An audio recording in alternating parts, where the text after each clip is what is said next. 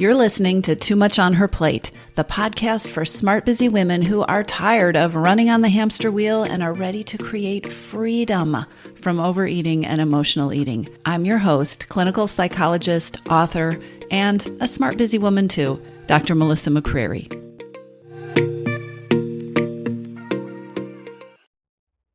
Hello, everybody. Welcome back to the podcast.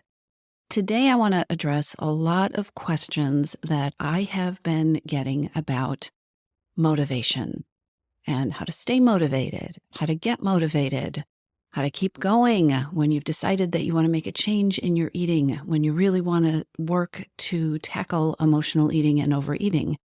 And one of the things that I hear from people all the time, and I totally get, is that it is so easy to feel defeated before you even start, because it is so easy to look at where you are and look at where it is that you want to go, whether it is switching your mindset from deprivation to freedom mentality, or changing a number on the scale, or ending a habit of binging or overeating at night. It is so easy to look at that gap between where you are and where you want to go and feel like it is insurmountable, or feel like it is going to be such a long journey. How am I going to do this? Or how am I going to stick with it? Or to get stuck in your head with all the stories that you have accumulated around your history, all the places it hasn't worked in the past, or all the places that it has worked for a while, and then maybe it stopped working or you fell off track, or all the ways that it has felt like a vicious cycle, right? So how do you get motivated? How do you stay motivated? And how do you keep motivated in a way that you will keep going and you're not always wondering, when is the other shoe going to fall? How long is this going to last? Can I really do it, right? I think to get started, it would be really useful to talk about how you think about motivation, because sometimes motivation, and actually the way I probably just described it, motivation can sound like an act of willpower in itself, right? That it's something that you have to stay strong to have. You have to stay focused. You have to stay on top of it. You have to be in the corner being your own cheerleader all the time. You can't lose that positive energy. How can I hold on to it?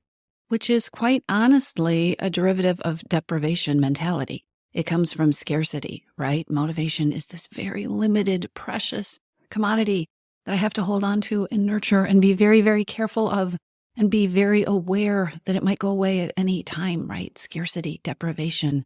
There's never enough. Have to hold on tight. There is another way to think of motivation. What if you make the shift to think of creating the kind of motivation that is self-perpetuating? Can you imagine having motivation to have a relationship with eating that you loved, that had having motivation to have a relationship with food that felt good, and having the kind of motivation that you didn't wake up every morning worrying, whether it had disappeared, but whether you had things in place that continually refilled the cup of your motivation. And that's how I think about a cycle of self-perpetuating motivation. And that's what I want to talk with you about today. How to build a self-perpetuating cycle of motivation. Sound good? Now, here's a really important, I guess it's a foundation of what I'm going to talk with you about today. And that is that creating something that perpetuates itself, creating something that is ongoing with ease, creating something that fits into your life, which is the kind of motivation I want to talk with you about today, really is created from simple things. That kind of self-perpetuating motivation, the whole idea of it being something that self-perpetuates, that just keeps showing up, that rejuvenates itself, instead of something you have to go out and seek and work really hard on and actually not have a lot of trust in. The foundation of that is that it is built on behaviors and thoughts and activities that are doable and that are actually pretty simple. And so, as with many things, it is really important to start out by reminding you that you have a human brain, and that human brains tend to minimize and actually roll their eyes at the idea of simple changes, or small steps. The idea that you can do little tiny things that can grow, that can create self-perpetuating cycles, right? That small actions can beget bigger actions that can create bigger changes that then become natural and even organic feeling. That's what we're talking about with motivation. These are the kind of things I'm going to talk with you about today in this episode. And the reason I'm saying this is that these small, doable ideas are exactly the kind of ideas that your brain will tend to roll its eyes over and say, well, that's nothing, and look for something bigger and more monumental and more overwhelming and more unsustainable and non-self-perpetuating that your brain will tell you is really what you ought to do. So expect that, ignore that, and just let yourself think about, could it be easy to easily feel more motivated to continue onward creating the best relationship with food that works for me? That's what we want, or that's what I want. And I think that's what you want, which is why you're listening to this podcast, right? So in many ways, the enemy of motivation is self-sabotage. Motivation starts in your mind with your thoughts and your beliefs and the soundtrack that you have running in your head. And unfortunately, so do cycles of self-sabotage. And obviously, they work against each other. If your motivation is feeling like hard work, it is probably tinged or really flavored with some self-sabotaging thinking about you or about food or about what it takes to have motivation or what it takes to make changes. The good news is that with a little effort, you can shift from an approach that could be keeping you stuck or struggling to one that automatically is fueling and nurturing your motivation. So the worst thing you can do for your motivation, and this goes for changing your eating or anything else, but if you're emotional eating, you're overeating, you want to change that, the worst thing you can do to conjure up some motivation is to focus on all the stuff that you didn't do or that you didn't get right or all the ways that you failed. And we do this all the time, especially when it comes to making changes with overeating, with emotional eating, right? I fell off track. I went back to my old habits. I blew it. Oh my gosh, how many times have you said that to yourself? I'm so disappointed in myself. I'm lazy. I don't have any willpower. Being honest with yourself is important. I will never tell you to not be honest with yourself. Denial is not helpful, but cataloging all your weak moments and all the places that you didn't measure up to sometimes some really impossible standards and focusing on those things and also seeing them through a lens of self-blame. It's because I'm a bad person. It's because I'm lazy. It's because I didn't have enough willpower. It's because I didn't try hard enough. Focusing on all your weak moments, all the places you didn't measure up and why you didn't do it because, well, making the why you will not motivate you. It will do a number on your confidence. It will completely erode your confidence. It will drain your energy and your enthusiasm, and it will keep you focused. This is really important. It will keep you focused on struggle and the idea of struggle. The more you focus on the things that you didn't do and blame yourself for not doing them, it sets you up as, the way to succeed at this thing is to struggle. Remember, one of the huge myths of deprivation mentality is that if something didn't work, if you try to change your eating and it didn't work, it's your fault and it's because you weren't trying hard enough. And that sets you up for a struggle, right? Because it sets you up to, the answer is I just need to jump in there and do that same old thing that didn't work again and just work harder and blame myself more. Can you hear the demotivation in that whole philosophy and in that whole approach and in that whole way of being with yourself? This is so important. I know you know this, but this is so important to remind yourself of. We notice the things that we are focusing on, and we focus on the things that we are interested in noticing.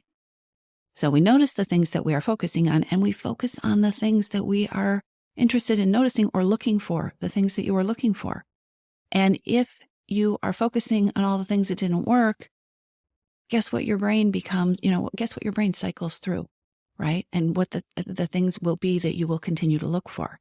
So you can create with your mind a cycle that's negative, or you can use this amazing observation about what we focus on and what we notice. You can use this to build a cycle of motivation. So you can build an overwhelm and stress cycle or a motivating cycle. You're a human being, so your brain has probably gravitated towards that negative cycle. Let's talk about how to switch it up, right? There's some simple and doable ways to start building, and then you can enhance, and then you can grow the self-perpetuating cycle of motivation. The very first thing you want to do is you want to ask yourself what you are doing that is moving you in the right direction. What are you doing? When clients start telling me about all the things they fell off track with during the week, I immediately ask them, okay, but what went well? What are the positive routines? What are the hours that didn't happen? Were there any days that didn't happen? Or any moments where you didn't have that thought? What are the positive routines, the thoughts, the actions that you are continuing to do? And usually that catches people off guard. There's a little bit of silence, like you have to recalibrate your whole brain to think in that direction. But then the truth starts coming out. And it has become it's become kind of a running joke in the Missing Piece program that as people shift gears, amazing things start to happen, because it is amazing how often wins, really motivating wins, are hiding in plain sight. But we don't see them because our brain has decided that the way to be successful is to be constantly vigilant and focusing on all the things that are going wrong. So the truth starts to emerge in small ways. And I promise you, even if you are in the middle of a really bad, terrible week or month or quarter, you are doing something that is moving you in the right direction. You may have to start super small, but guess what? You are listening to this podcast episode. That probably counts. So I'll start to hear things like, what are you doing that's moving you in the right direction? I will start to hear things like, okay, well, I have been drinking more water. Or, I actually have been working at stopping my workday at 6:30 instead of just keeping my computer open all night.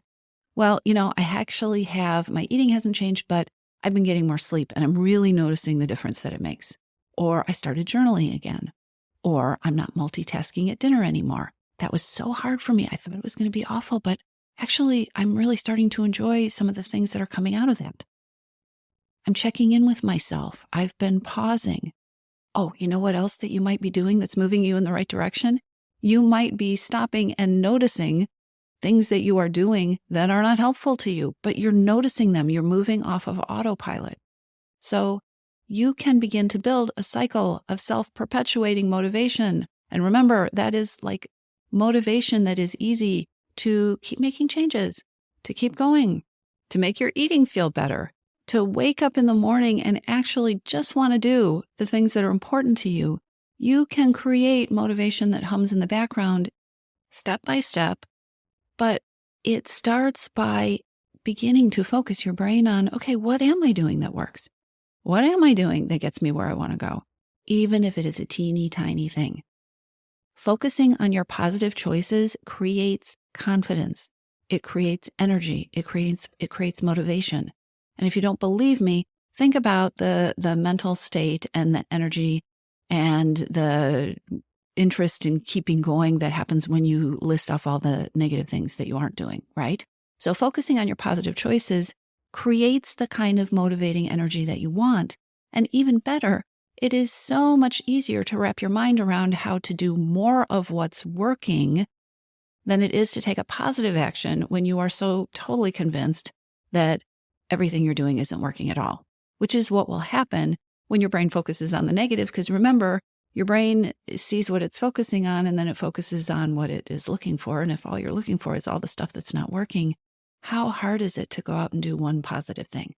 So what are you doing that's moving you in the right direction? And then related to that, what is working? Ask yourself, what's working? All or nothing thinking and perfectionism are the enemies of what is working. So, give you an example. A new client comes to me. She tells me she feels completely helpless with overeating. She says, I am binging nonstop. All I do is binge. and I have no control with food at all, and I feel completely helpless. I have been totally unsuccessful. I feel completely helpless to break the cycle. She's frustrated. She's really mad, actually disgusted with herself would not be too strong a way to phrase it.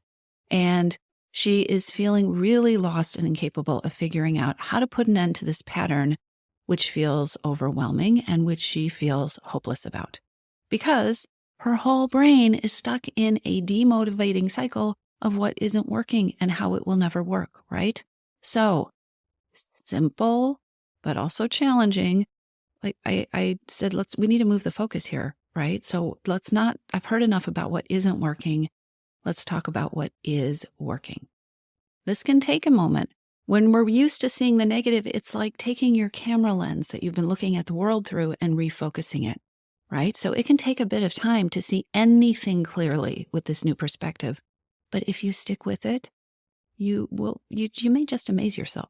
In this case, with this client, when we did some digging and I got really specific with her because that helped refocus, it turned out that while she was overeating in the afternoon and in the evening, mornings were actually fine.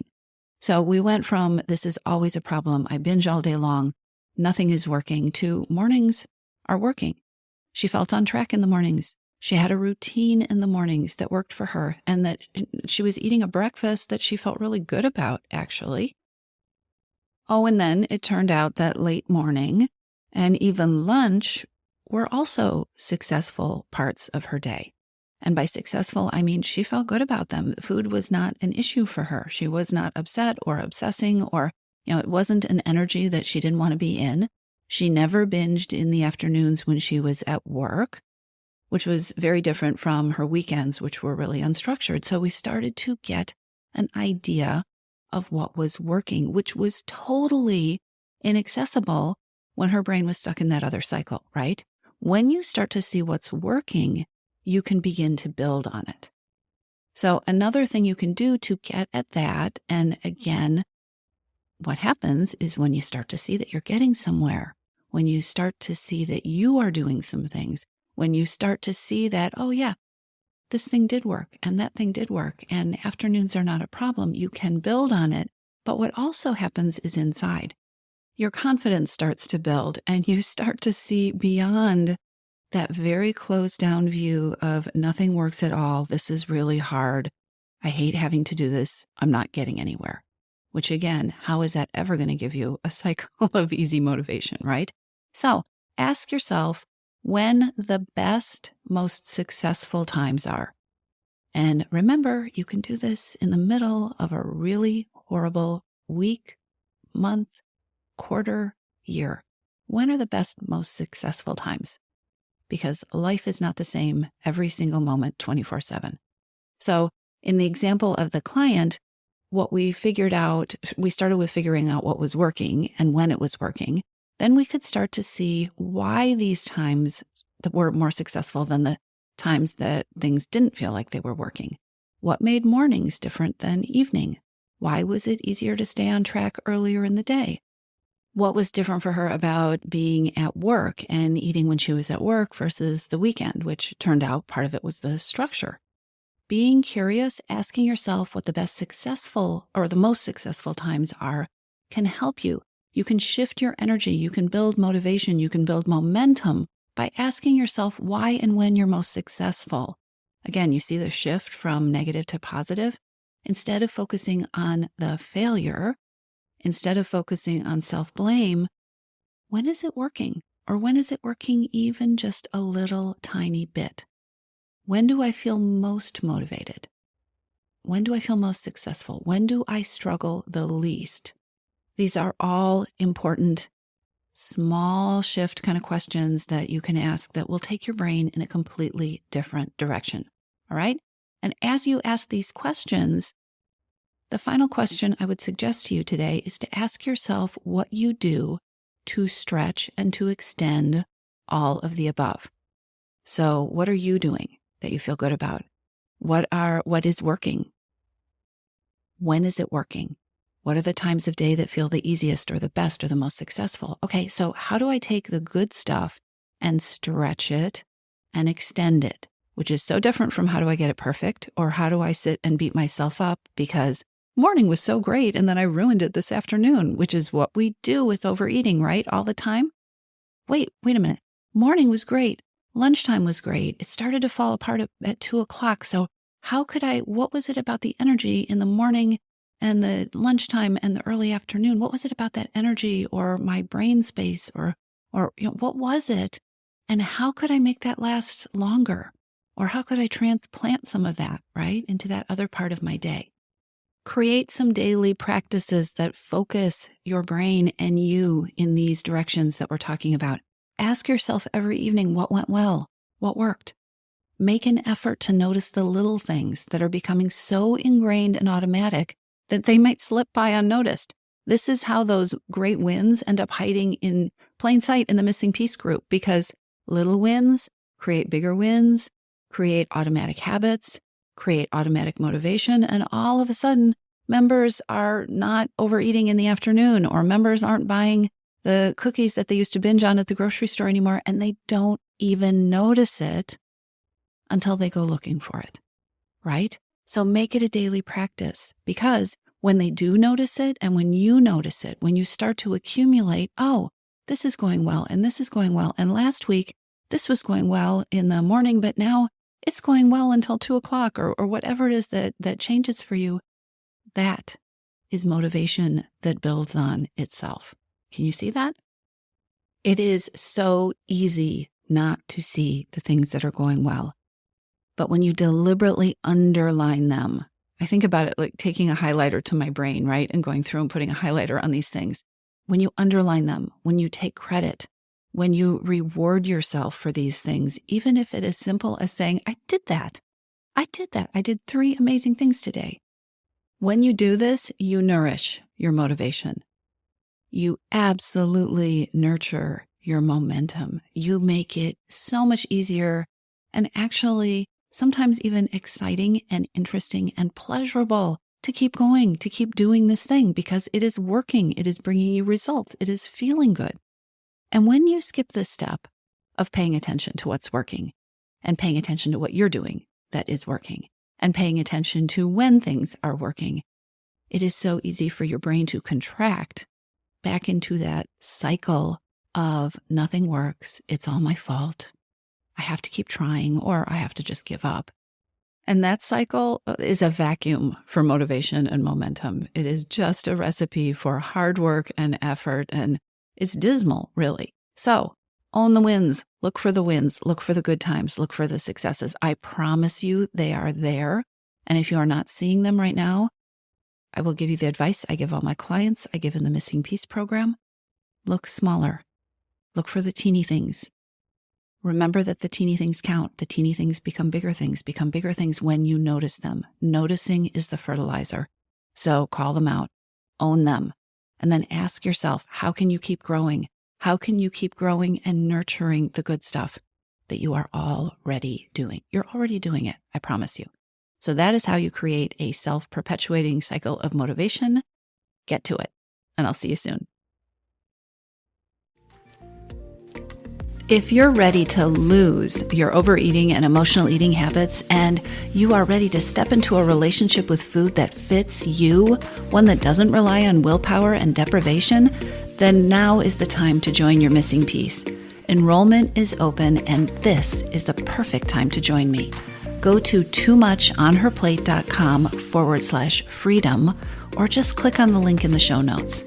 Your Missing Piece is the program where I show you step-by-step how to create freedom from overeating with a unique combination of psychologist-designed, personalized work with me, coaching, and smart strategy.